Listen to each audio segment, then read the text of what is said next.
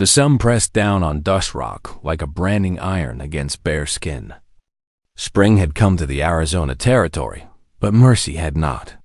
Sand swirled through the square, settling in the creases of worn boots and the folds of cotton dresses. Women shielded their faces with lace fans. Men squinted beneath the brims of dusty hats. They had gathered not for celebration, but for commerce of the cruelest kind. At the center of the square stood a weathered platform, its wood splintered and gray from too many seasons under an unforgiving sky. Upon it stood a young Apache woman, bound at the wrists with hemp rope and rusted iron manacles that had rubbed her skin raw. Her name was Luna Whitefeather, though no one in the crowd cared to know it. She held an infant tight against her chest, wrapped in the tattered remains of what had once been a mother's shawl. The child did not cry. It had learned, as she had learned, that silence was safer than sound. Luna's dark hair hung loose around her shoulders, streaked with dust that caught the light like ashes. Her dress, once white, had turned the color of desert clay. But it was her eyes that told the real story, eyes that had seen flames consume her childhood home, had watched soldiers drag her sister away screaming, had held her dying mother as she whispered a daughter's name one final time. Those eyes looked nowhere now except at the dirt below her bare feet, because looking at the faces in the crowd meant seeing the contempt that lived there. "Damn shame," muttered a man in a bowler hat, leaning close to his companion. His breath smelled of whiskey and tobacco. Would have fetched more without the kid. His companion, a shopkeeper named Harlan Mills, nodded slowly. "She's Indian. That's curse enough for most folks." Murmurs rippled through the gathered crowd like wind through wheat. Some had come to gawk, drawn by morbid curiosity. Fewer had come to bid. The rest simply wanted to witness what they believed was justice, the taming of a savage, the ordering of chaos, the assertion of power over those deemed powerless. Sheriff Clayton Hobbs stood in the shade of the general store's awning, chewing tobacco and spitting brown streams into the dust. He watched with eyes that revealed nothing, one hand resting casually on the revolver at his hip. Near the well, a woman in a blue bonnet shielded her daughter's eyes, as if the sight of Luna might somehow corrupt the child's innocence. Behind them, saloon men leaned against hitching posts, bottles dangling from their fingers, smirking at the spectacle. Luna did not look at any of them. She had learned that lesson too. Looking meant hoping, and hope had burned away with everything else. The auctioneer, a thin man named Virgil Cates, with a voice like grinding stone, slapped the wooden post with his crop. The sound cracked across the square, silencing the murmurs. "Lot 16, he announced, his tone flat and businesslike. "Female, Apache origin, early 20s, speaks English, claims midwife skills, quiet disposition, no known violence." He paused, scanning the crowd for raised hands. None came. "She knows desert herbs," he continued, frustration creeping into his voice. "How to stop bleeding. How to birth a baby in a storm. Useful skills for any household." Still, the crowd remained motionless. Virgil jabbed a thumb toward the infant. "This one ain't even hers, just her dead sister's. You can drop it at the orphan train if you don't want the burden." A few women in the crowd shifted uncomfortably, but no one stepped forward. 50 cents, Virgil barked, his patience wearing thin. "Hell, she'll haul water, wash linens, mend cuts. Someone out here's got a need for that." A rancher named Samuel Grimes stepped forward, squinting at Luna with open disgust. His shirt was stained with sweat, his face sunburned and cruel. "Too skinny," he said, wrinkling his nose. "Looks sick." 40 cents then, Virgil countered quickly. "Come on now. Marshall wants her off the books by sundown." The crowd remained still as stone. Grimes spat in the dirt and walked away. 30, Virgil called out, desperation now evident in his voice. 20. Silence answered him. Luna stood motionless, feeling the heat burn into her shoulders and the crown of her head. The infant stirred slightly, and she shifted her body to cast shadow over its face. In that moment, memory flooded through her like poison, her sister's screams as flames consumed their home. The last look in her mother's eyes before the light left them. The infant shoved into her arms by hands that trembled with dying strength. She remembered the silence that followed, thick and suffocating. The silence of a world that had decided she no longer mattered. But she had not bowed then, and she would not bow now. 15 cents. Virgil's voice dropped low. 15 cents for both. Still, no hand lifted. Luna kissed the baby's forehead once. Just once, a whisper of breath, a promise not of safety, but of remembrance. She would not let this child be forgotten as her sister had been forgotten. No tears fell. Only silence remained, and still, no one came forward. Then the wind shifted. Part 2. The outlaw arrives. The wind came sudden and hot from the south, swirling grit across the square and stinging the eyes of those who had lingered too long beneath the desert sun. Men pulled their hats down low. Women drew scarves across their faces. Even the horses grew restless, hooves clattering against the dry, splintered boards of the hitching posts. Ears twitching with some instinct that preceded reason. Someone near the back of the crowd murmured, "Rider coming in." All heads turned as one. Out from the shimmering haze of the trail road, a solitary figure atop a black stallion streaked with sweat and sand. The rider wore a long duster the color of worn charcoal and a broad-brimmed hat pulled low over his face. A red bandana covered the lower half of his features. But it was not his appearance that made people shift nervously. It was the way he rode. Straight-backed, utterly unhurried, moving through the world like a man who feared nothing because he had already lost everything that mattered. Is that him? A ranch hand whispered to the man beside him, his voice tight with something between awe and terror. "Could be," the other replied, his hand drifting unconsciously toward his sidearm. "I thought he was just a story. No story ever walked like that." The rider pulled his horse to a slow stop just outside the auction platform. Silence swallowed the square hole. Even the wind seemed to hold its breath. He dismounted without hurry, boots hitting the earth with a sound that seemed too heavy, too final, like the closing of a coffin lid. The crowd instinctively parted around him, stepping back as if he carried plague or prophecy or perhaps both. Sheriff Hobbs straightened, his hand moving to rest on his holster, though he did not draw. His jaw tightened. Whatever was about to happen, he had no desire to stop it. The stranger reached up and pulled down his bandana. Sharp cheekbones. Skin sun-darkened to bronze. A jaw rough with days-old stubble. And cutting down from his left eye to the base of his cheek, a long pale scar that stood out against the tanned flesh like lightning frozen in skin. But it was his eyes that truly unsettled, ice-cold, steel-sharp, framed by lashes too dark and thick for someone so feared. Silas Grayson. Someone gasped. Another voice, barely audible, added the name he was better known by, Red Hawk. The name dropped like a stone into still water, sending ripples of recognition and fear through the assembled crowd. Silas Red Hawk Grayson. The outlaw chief. The desert ghost. The man wanted in 3 territories and hunted in 2 more. Some said he had Apache blood in him, though no one dared ask to confirm. Others claimed he was born of a soldier and a medicine woman, that he belonged to neither world and so had made his own. A few whispered he had no parents at all, that he had simply clawed up from the earth the same year the cavalry burned Geronimo's camp to ash and memory. Whatever the truth, he was legend. And legend had come to Dust Rock. Red Hawk did not look at the crowd. He did not acknowledge the auctioneer or the sheriff or the men whose hands now gripped their weapons with sweating palms. His gaze was fixed solely on Luna.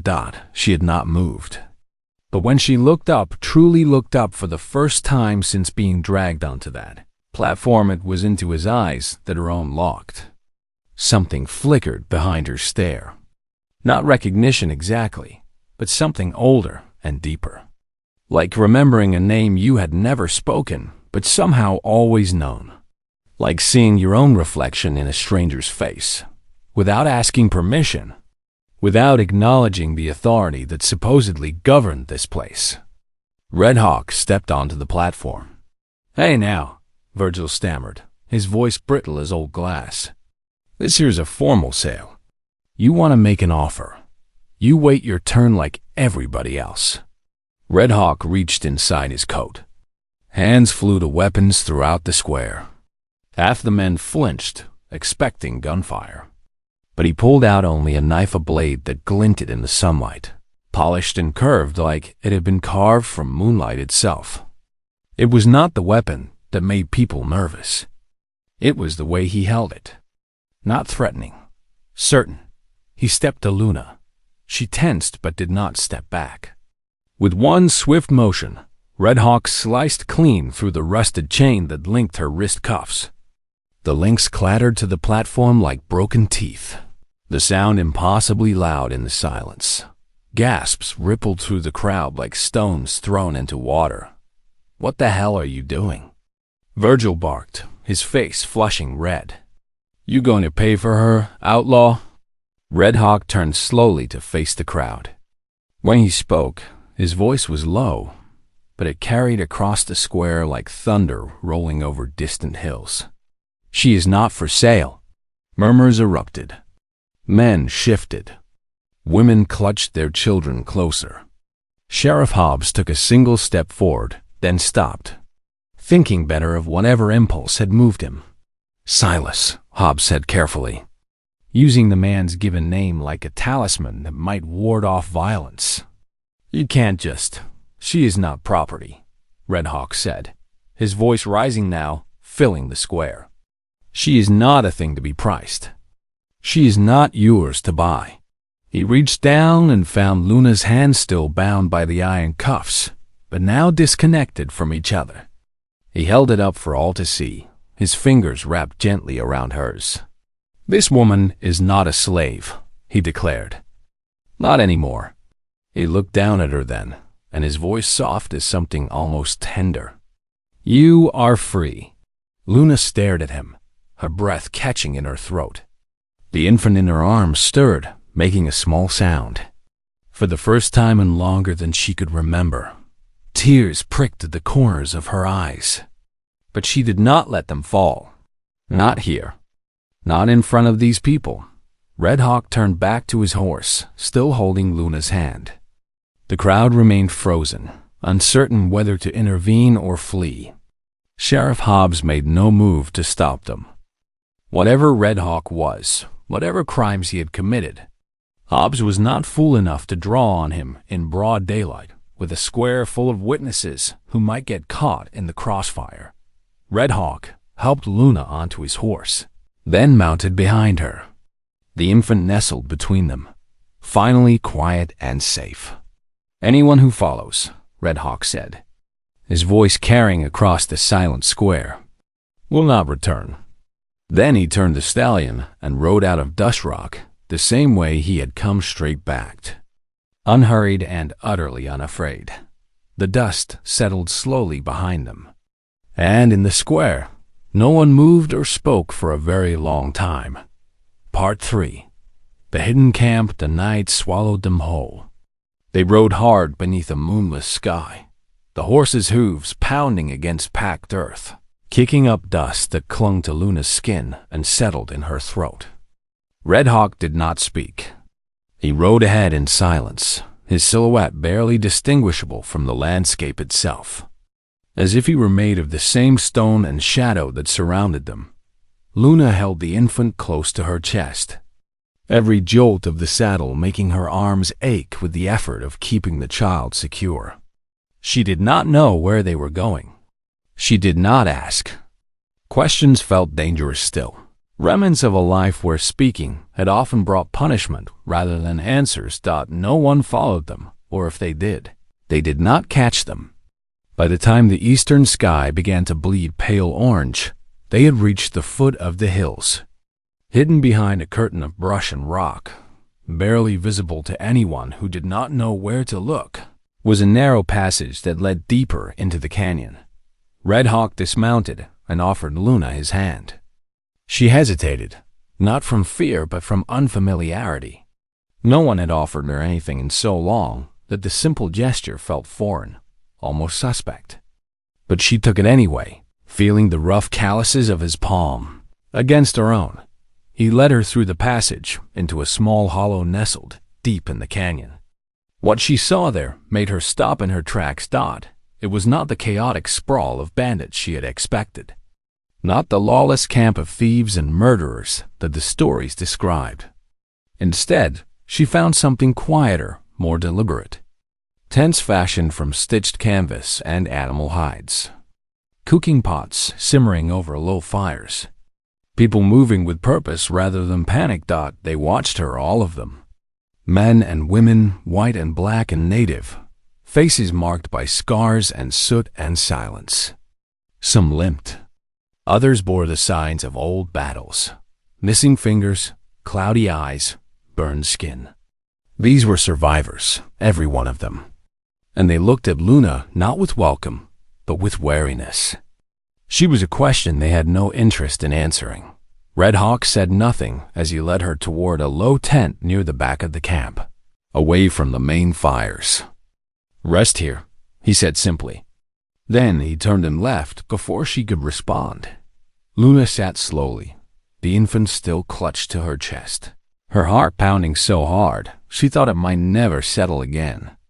Around her, she could hear the sounds of camp life, low voices, the crackle of fire, the occasional whinny of a horse. But no one approached. No one spoke to her. She was among people, yet still utterly alone. That night, as darkness settled over the canyon, the fever started. The baby whimpered softly at first, then began to cry a weak, rasping sound that rose like smoke into the cold night air. Luna touched the infant's brow and found it burning hot beneath her palm. Panic clawed at her chest. She knew this fever. She had seen it take her sister's second child in a single night, burning the life from small limbs until nothing remained but silence and grief. She needed herbs, cooling ones, and water that had not been left to sit in a rusty canteen. Luna pushed out of the tent, holding the baby close, and stumbled toward the nearest fire where a few others sat.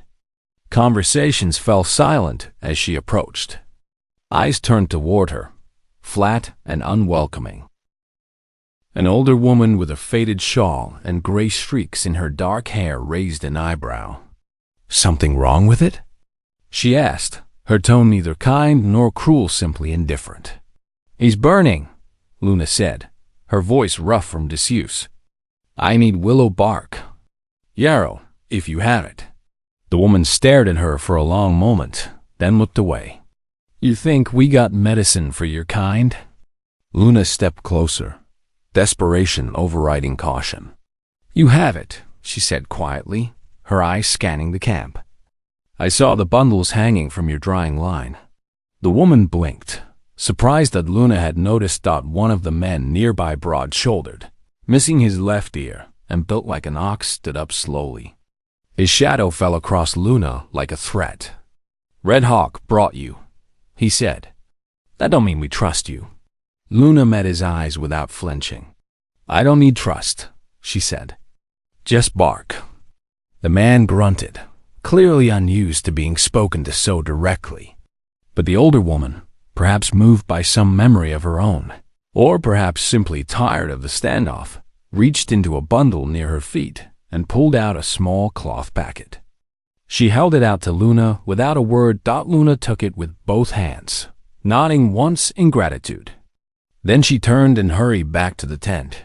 Inside, she worked quickly, crushing the dried plants with a flat rock and chewing some herself to moisten them with spit. before rubbing the mixture gently along the baby's gums and chest. She cooled his body with damp cloth, wiping his forehead and limbs again and again. And as she worked, she whispered old words her mother used to sing, not for medicine, but for strength. Songs that spoke of mountains that did not move and rivers that did not dry. Songs that promised the world would keep turning, even when it felt like everything had stopped by dawn. The fever broke. The child slept softly, peacefully, his breath no longer rasping in his tiny chest. Outside the tent, Luna heard hushed voices, no longer sharp with suspicion, but tinged with something else. Curiosity, perhaps. Or the faint beginnings of respect. Over the next 2 days, Luna moved through the camp quietly. She helped mend a torn tent flap. She carried water from the spring without being asked. She sat beneath a mesquite tree, grinding herbs she had salvaged from the edge of camp, preparing remedies in case anyone needed them. She spoke little, but her hands stayed busy. And slowly, so slowly, she almost did not notice. The people began to watch her differently. Not with disdain, but with that weary respect reserved for those who survive storms without complaint. Red Hawk did not speak to her during those days, but he watched. From the shadows, from the ridge above the canyon, from the fire circle where he rarely stayed long. Always watching, always measuring. On the third night, Luna returned to her tent to find something waiting outside the flap. A small piece of cloth, folded neatly, too soft for the rough material used elsewhere in camp. Inside was a bundle of lavender, pine needles, and desert sage, a healing cloth. Pressed between the folds was a flint striker and a single line carved into a strip of leather. "You are not alone."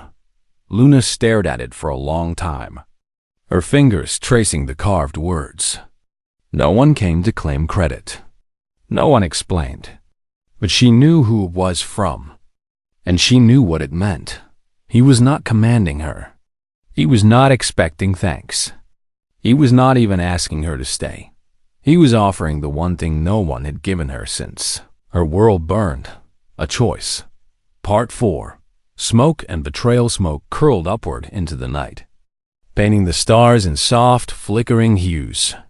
The fire crackled at the center of camp, casting long shadows along the canyon walls. It was the only warmth in the cold that had settled over them, not just from the desert air, but from something quieter and heavier that no fire could chase away. News traveled fast in the territory. Faster than trains, faster than bullets. Carried on the tongues of drifters and gamblers and men who made their living trading secrets for silver. By the 4th evening since Luna's arrival, rumors had reached even the farthest outlaw corners. Red Hawk stole an Apache girl from Dust Rock. No, he paid in blood. They say she's a witch. Brings bad luck. Armies sending men. Not just bounty hunters this time. The whispers rustled through the camp like dry leaves skittering across stone. Some spat when Luna passed. Others simply stared too long, their eyes hard with suspicion or fear or some mixture of both. The baby slept through it all, fever gone, but his very presence still seemed a burden to some, a reminder that Red Hawk had broken his own rule about bringing outsiders into the fold. Red Hawk heard the talk. He did not silence it. Instead, he kept to himself, sharpening knives, repairing his saddle, speaking only when necessary. But the tension thickened like storm clouds gathering on a distant horizon. Everyone felt it. Everyone waited. Then came the betrayal. It happened quietly, as most betrayals do. A signal fire on the Ridge 3, quick flashes sent by a man named Carrick, a deserter from a railroad gang who had joined Red Hawk's camp 6 months prior. He had never liked Luna. Too much Apache blood, he muttered to anyone who would listen. Too many soft words and quiet ways that reminded him of things he had tried to forget. Carrick told another man, one who owed him a favor, that he would trade her location for a clean record and a cut of whatever bounty the army was offering. The second man agreed. And just like that, the fire was lit. Red Hawk knew before the flames died down.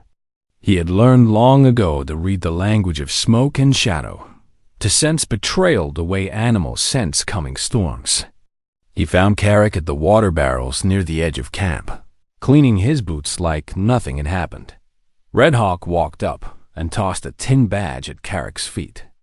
The metal glinted in the firelight. Carrick flinched as if it had burned him.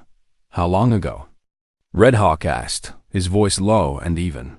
Carrick swallowed hard. "Just a message. No one saw me." "Wrong," Red Hawk said quietly. "I saw you." The camp held its breath.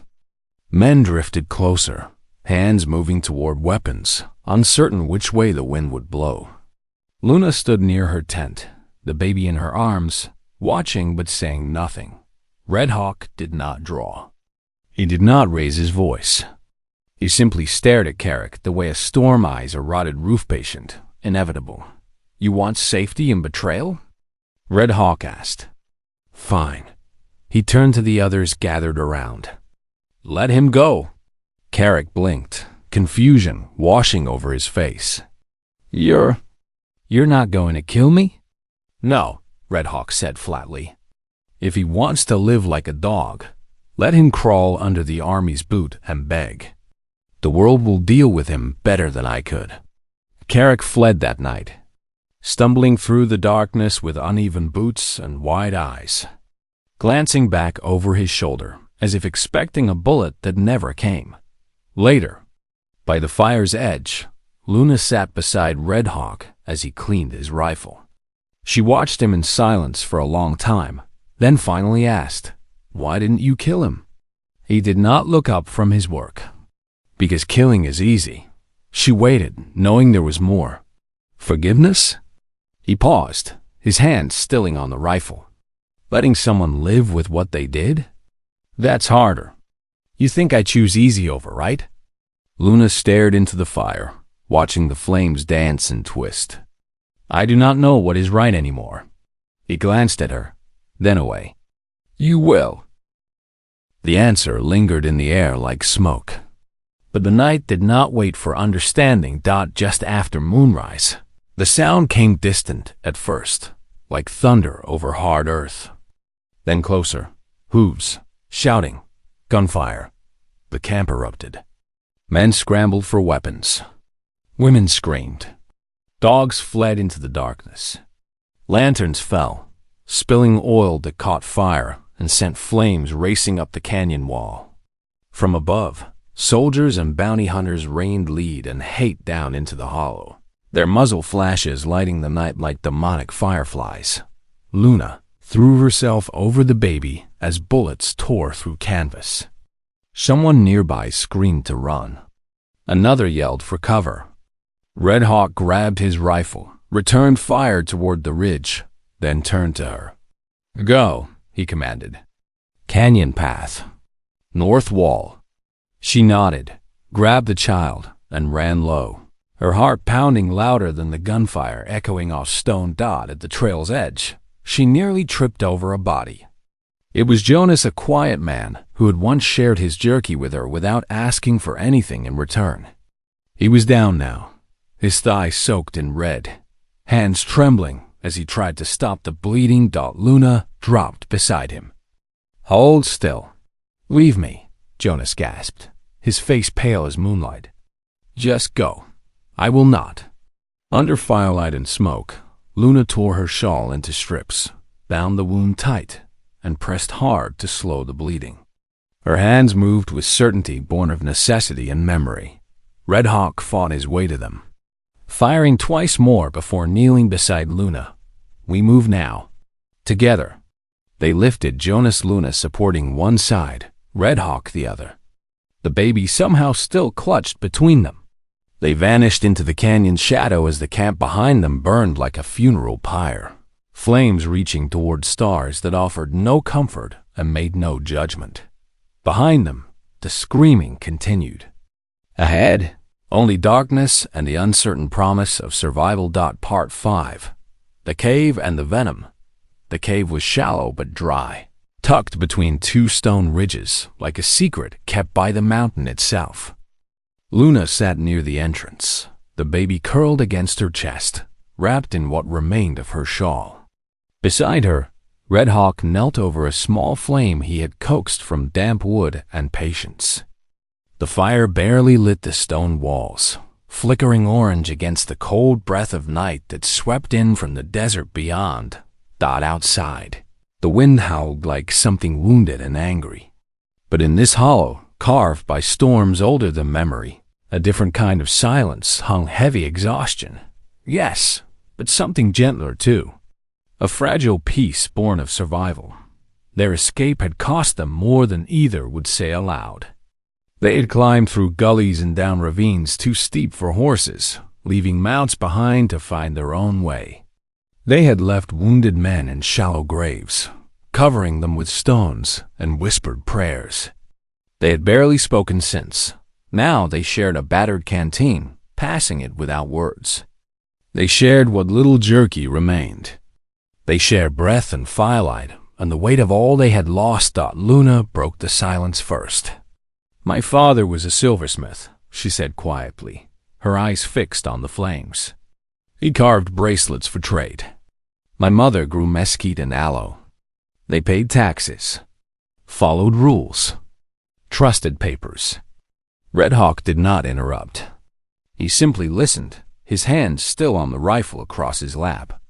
"When the soldiers came," Luna continued, her voice steady but distant, "they said we were on white land. Said the treaty had changed." She paused. "My father showed them a document signed, stamped, official. They burned it in front of him." Her lips tightened into a thin line. "My mother screamed when they took my sister. So they hid her. She died with my sister's name in her mouth." Red Hawk's hands stilled completely. "They said we would be taken east," Luna whispered. "To a mission. Safer, they claimed. But they sold my sister to a man who wanted house girls. Sold my brother to a farmer in Texas. I never saw them again." "And you?" Red Hawk asked, his voice barely audible. "I was useful. I spoke English. I was quiet." She looked at him then, her eyes reflecting firelight. "I waited for help. Waited for the good men everyone said existed. The ones who would see the injustice and make it right." She laughed once, a sound without humor. They looked away. Said later they were sorry. But none came. Silence stretched between them like the distance between stars. Then Red Hawk spoke. "My father was white. Army corporal, tall, quick to anger." He stared into the fire as if seeing ghosts there. "My mother was Apache, taken during a raid. But she lived. When he saw she wouldn't break, he married her. At least, that's what he said he did." Luna looked at him, but his eyes remained fixed on the flames. "Neither side wanted me," he continued. "Whites called me savage. Apache called me tainted. I grew up in between, fighting both, belonging nowhere." He smiled without warmth. "I got good at surviving." Luna studied the firelight on his jaw, the pale scar cutting down his cheek. All the stories she had heard of throats slit in darkness, of barns burned, of cattle stolen, and men left dying in the sun seemed distant now, impossible. "Here, you looked like a man who had simply run out of places to hide. You never told anyone this?" she asked. He shook his head once. "Why me?" "Because you listened." The baby stirred between them, making small sounds in sleep. Luna adjusted the blanket around him, her movements gentle and practiced. When the child finally settled, Luna stood and stepped outside to stretch. The moon had risen, casting silver light across the rocks and transforming the desert into something almost beautiful. She walked a few paces from the cave toward a patch of mesquite growing by the ledge. She knelt to gather a sprig for morning tea. Then came the pain white-hot, searing above her left ankle. She gasped and staggered backward, nearly falling. The snake, a diamondback, thick and angry, was already gone. disappeared into shadow and stone. "Red Hawk!" she cried out, her voice breaking with panic. He was there in seconds, catching her as her legs gave out beneath her. "What happened?" "Snake," she breathed, her face already pale. "Bit me. I didn't see it." Red Hawk did not hesitate. He pulled off her boot, sliced her trouser leg clean above the bite with his knife. 2 puncture wounds, already swelling, already darkening. "Stay awake," he commanded, his voice tight with something that might have been fear. "Look at me." "Stay awake." She nodded, her jaw clenched against the pain that was spreading up her leg like fire through dry grass. Red Hawk leaned down and pressed, his mouth to her skin just above the wound. She felt the sharp pull, then heard him spit to the side. Again and again he drew the venom, his hands shaking slightly as he worked. Finally, he tied her leg tight with a strip torn from his own shirt, then lifted her in his arms as if she weighed nothing at all. He carried her back to the cave and laid her beside the fire, placing the baby near her chest where the child would stay warm. "I'll watch," Red Hawk said softly, settling beside her with his back to the stone and his rifle across his lap. "Don't leave." "Never," Luna whispered, though the word came out slurred and strange. She drifted in and out of consciousness as the night deepened. Pain and heat coursed through her limbs like poison seeking her heart. At one point, she opened her eyes and found Red Hawk watching her. He was not fierce then. He was not legend or ghost or outlaw chief. He was just a man worried, worn, and deeply afraid. She saw him for the first time not as Red Hawk, but simply as Silas. He reached out, hesitated as if the gesture might somehow hurt her, then rested his hand gently over hers. His palm was rough and warmed up when the cold crept in during the darkest hours before dawn. He lay beside her, arms wrapped around her carefully, holding her against the tremors that racked her body. And in the darkness, she felt him shaking too, not from cold, but from something deeper. From the terrible possibility of loss. He held her through the night, whispering words she could not quite hear but somehow understood. And slowly, painfully, her body began to fight back against the venom flowing through her veins. By morning, she still lived. And that, for now, was enough. Part 6. The River and the Choice. The sun was high when they finally saw the river wide, sluggish, glinting like hammered glass beneath the noon sky. It marked the final line between one life and another, between the territory they had fled and the land that promised, if not safety, then at least the possibility of beginning again. On the far side lay Mexico, and somewhere beyond that, Red Hawk had told her, was a community of mixed heritage, Apache and Mexican and white, people who had long since fled the wars and broken treaties of the North. He said they would find shelter there, a place where no one cared who your father was or what your blood had cost you. But freedom, Luna had learned, was never quiet in its arrival. As they crested the final ridge overlooking the river, she felt it, the stillness.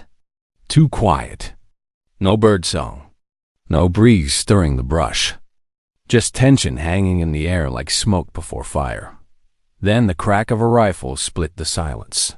The bullet struck Red Hawk in the thigh, sending him to one knee with a grunt of pain. The baby let out a startled wail. Luna dropped low beside Red Hawk as dust and rock exploded around them.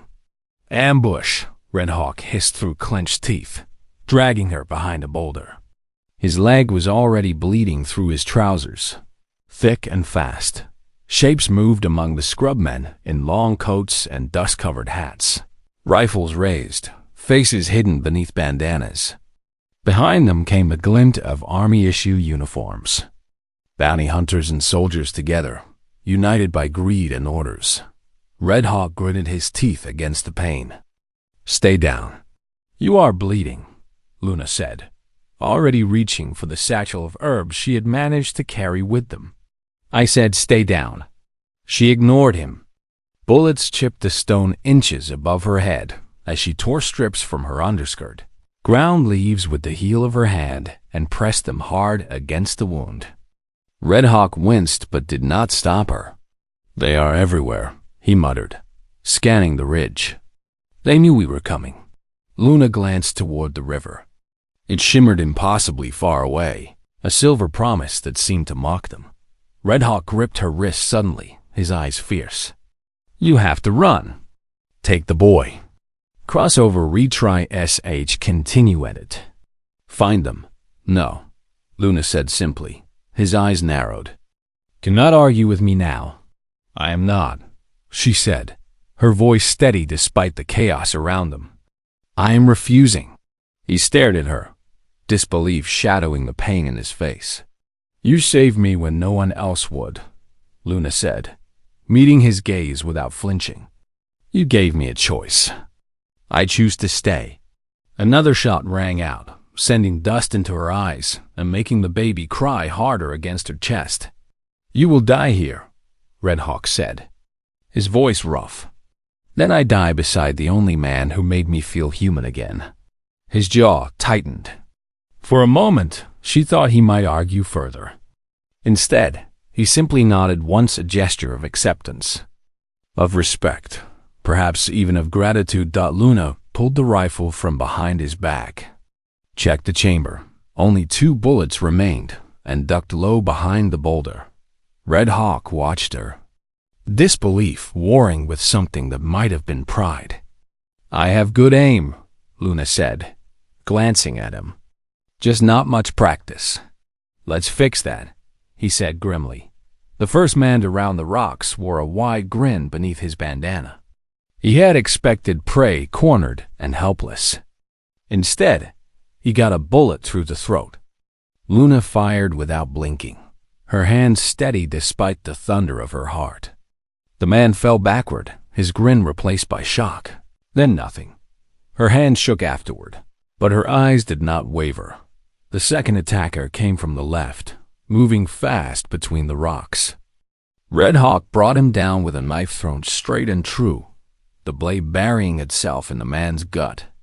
The attacker collapsed with a strangled cry. Another figure moved beyond the bushes, too far for a clean shot with their remaining bullet.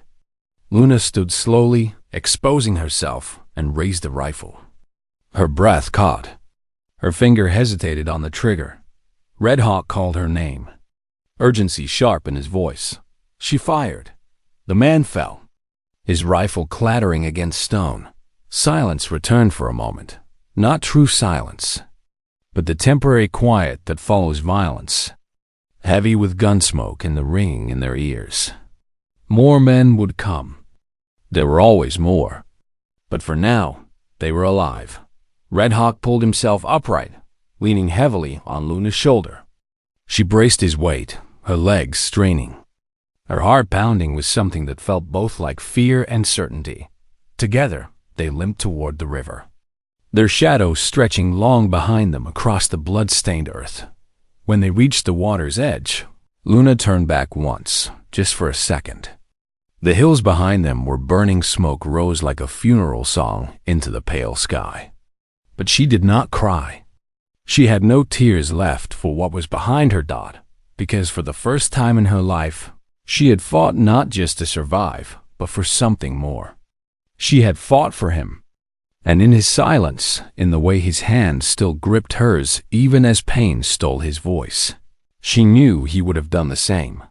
The river was cold when they entered it, shockingly so after the desert heat. But it washed away the blood, if not the weight.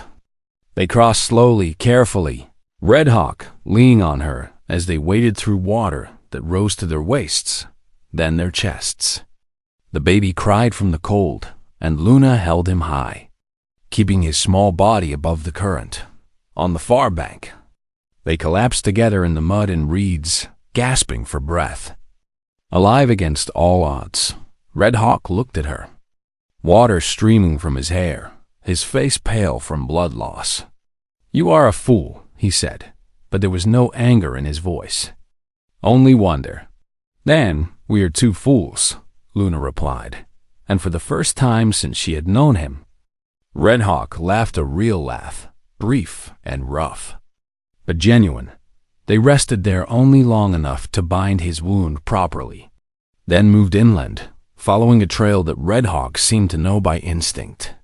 Behind them, across the river, they could hear shouting soldiers and bounty hunters arguing about who would cross first, who had the authority, who would take the blame if they failed. But no one followed. The river had become a line that men with official papers and government pay would not cross. Not for an Apache woman and a half-breed outlaw. Not when the cost had already grown so high. By evening, they found it, the settlement Red Hawk had promised. Small adobe structures built into the hillside, smoke rising from cooking fires. Children playing in the dust, while women tended gardens and men repaired tools in the fading light. An old man approached them, his face weathered as ancient leather, his eyes sharp and knowing. He looked at Red Hawk's wound, at Luna's exhausted face, at the baby sleeping against her chest. "You are welcome here," he said in Spanish, then repeated it in English, then in a dialect of Apache that Luna recognized from her childhood. "No one asks where you came from, only where you are going." "We do not know yet," Red Hawk admitted. The old man smiled. "Then you will figure it out together." They were given a small house at the edge of the settlement, 2 rooms with a dirt floor and a roof that kept out most of the rain. It was not much, but it was theirs, and no one could take it away. Part 7. Fever, confession, and a kiss. For 3 days, Red Hawk drifted between breath and burning.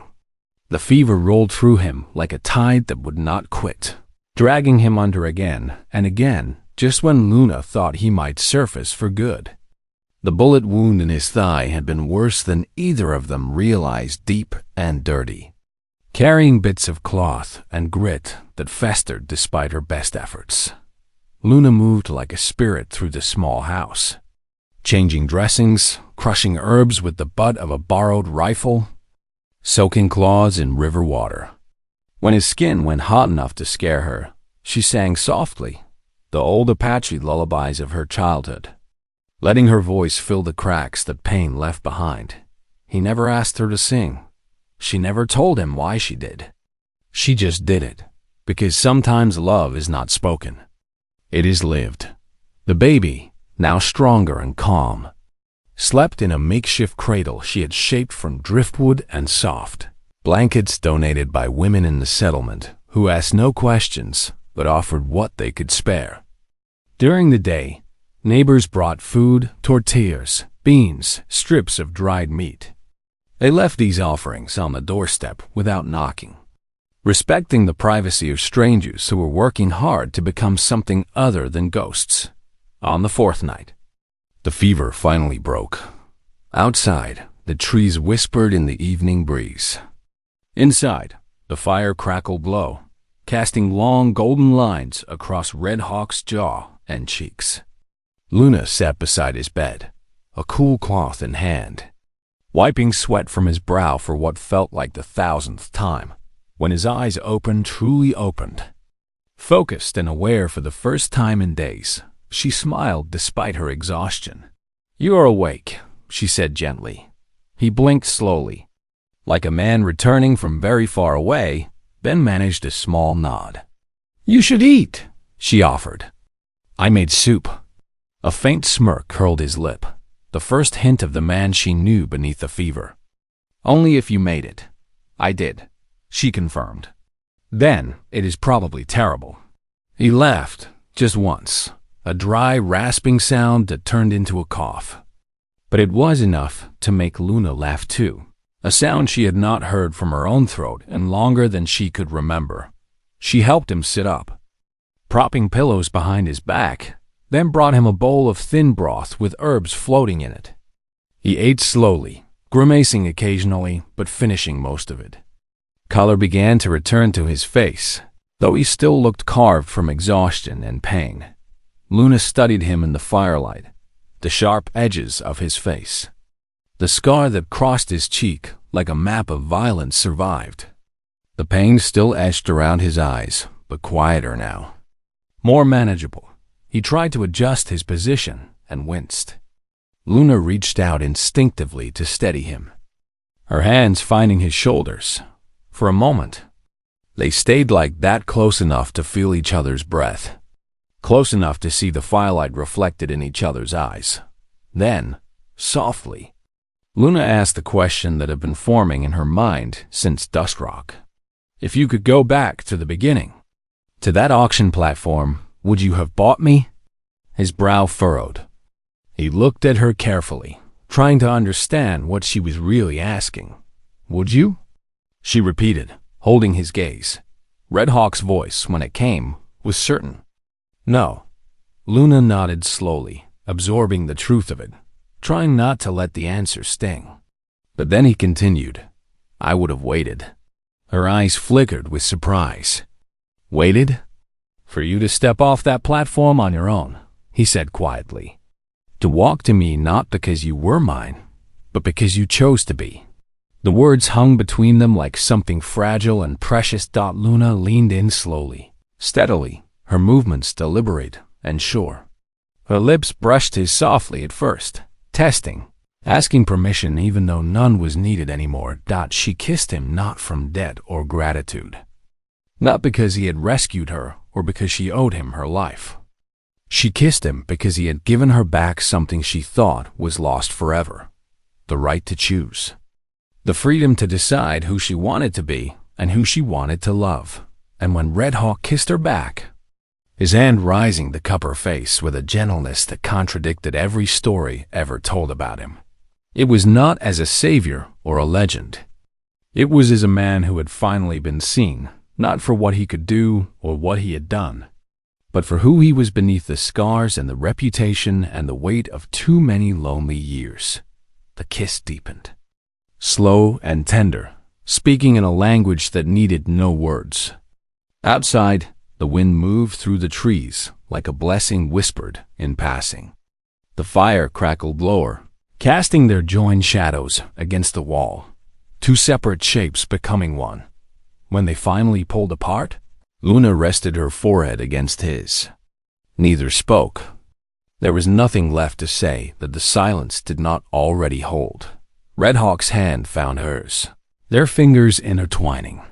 His thumb traced small circles on her palm, a gesture of comfort, of connection, of promise. Stay, he whispered, though it was not a command. It was a request. A hope. Always. Luna replied, and in that moment, in that small house at the edge of a settlement where borders meant nothing and bloodlines mattered even less, two people who had been broken by the world found themselves made whole by each other.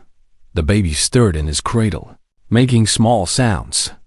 Luna rose to check on him, and Red Hawk watched her move through the firelight. This woman who had stood beside him when every instinct should have told her to run, who had fired a rifle to save his life, who had tended his wounds with hands that knew both healing and hurt.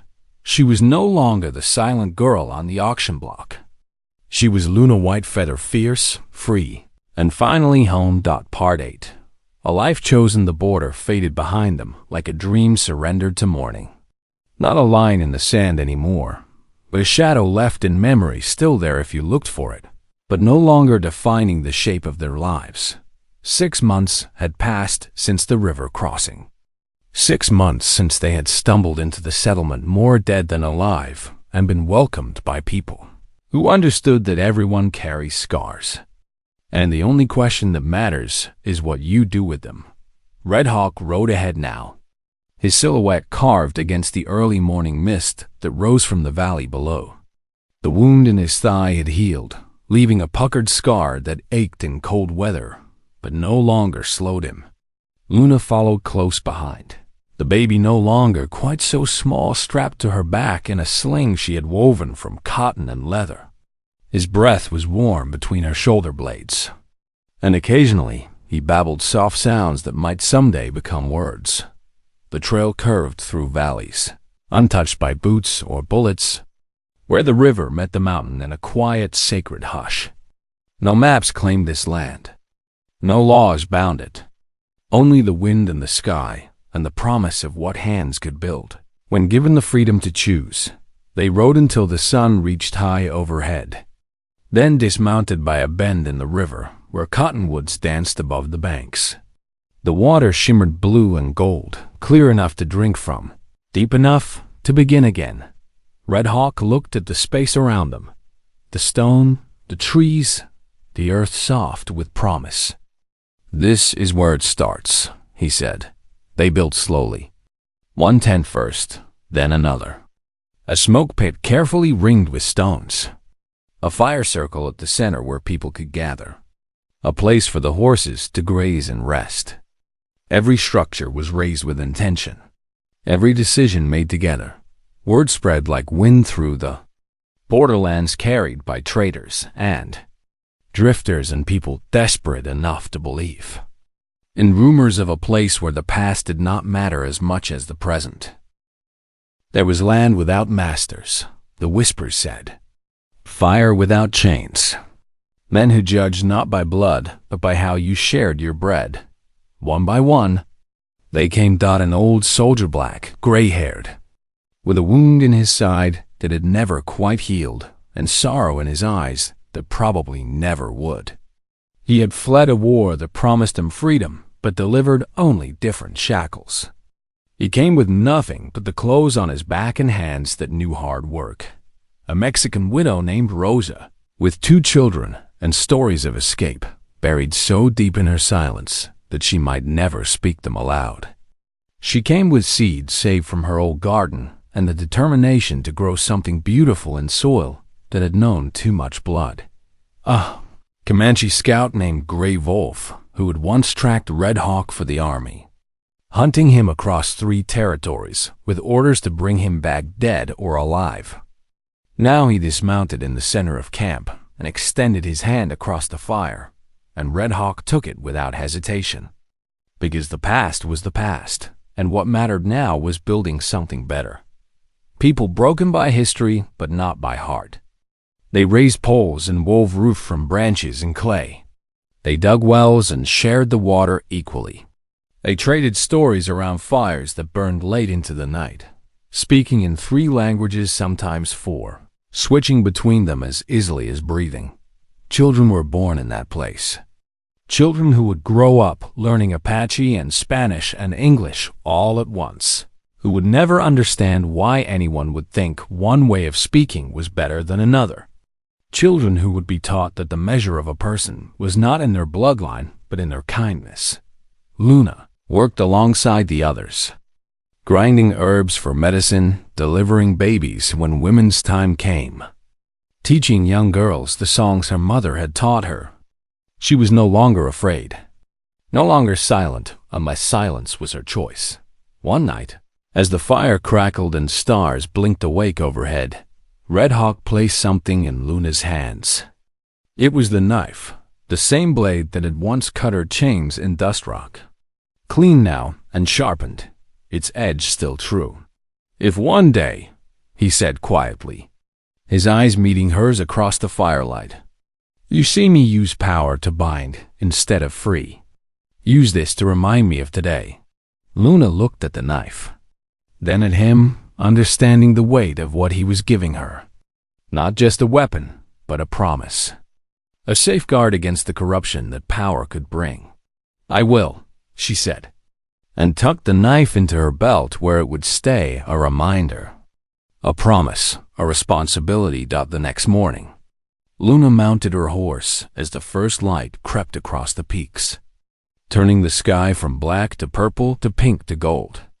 The baby growing stronger every day, starting to look like his mother in the shape of his eyes, shifted gently on her back, his small hand curling into the folds of her shawl. Red Hawk rode beside her, no longer the feared outlaw chief, but simply Silas, a man who had chosen love over legend, community over chaos, building over burning. Luna looked out at the land before them, untamed, uncertain, but real. The wind lifted strands of her hair. The sun warmed her skin. Somewhere in the trees, a bird called out, not in fear but in welcome, its song carrying across the valley like a prayer answered. She thought of the auction block in Dust Rock, of standing there in chains with a baby in her arms and no hope in her heart, of the crowd that had looked at her and seen nothing worth saving. She thought of Red Hawk riding into that square like something from a fever dream, cutting her chains, declaring her free before she even believed freedom was possible. But most of all, she thought of this moment right here, right now, riding through morning light with a child on her back and a man at her side. Not because she had been purchased or rescued or saved, but because she had chosen this life with both hands and a willing heart. The chains were gone, but their memory would guide her steps. Not as a burden, but as a reminder of how far she had traveled, how much she had survived, and how precious freedom truly was. Behind them, the settlement was waking smoke rising from cooking fires, children's laughter drifting on the breeze, the sound of hammers and saws as people built homes that no one could take away. Ahead, the trail disappeared into forest and mountain, leading to places they had not yet seen but would discover together. Luna turned to Red Hawk, and he met her gaze. No words passed between them. None were needed. Everything that mattered lived in that look: gratitude and partnership, respect and love. The shared knowledge that they had both been shaped by violence, but had chosen, against all odds, to create something gentle. He reached out and took her hand, and they rode forward together as the sun climbed higher. Luna did not just find freedom that day in Dust Rock when a stranger cut her chains. She found something more valuable: the courage to claim it, the strength to defend it, and the wisdom to build a life worthy of it. The story of the Apache girl in shackles and the outlaw chief who freed her would be told for generations around fires, in whispered legends, in songs passed from grandmother to grandchild. But those who knew them best understood that the real story was not about rescue. It was about choice, about two people who refused to let the cruelty of the world define who they would become, about love that defied borders, bullets, and bloodlines. About a life not given or stolen, but built with scarred hands and hopeful hearts in a place where the only law that mattered was the one they wrote together: that every person, regardless of where they came from, deserved the chance to choose their own path. And beneath the rising sun, in a valley where 3 languages mingled and children played without fear, that choice became a community. That community became a refuge. And that refuge became home. Not because it was easy, but because it was chosen. And that made all the difference. The end.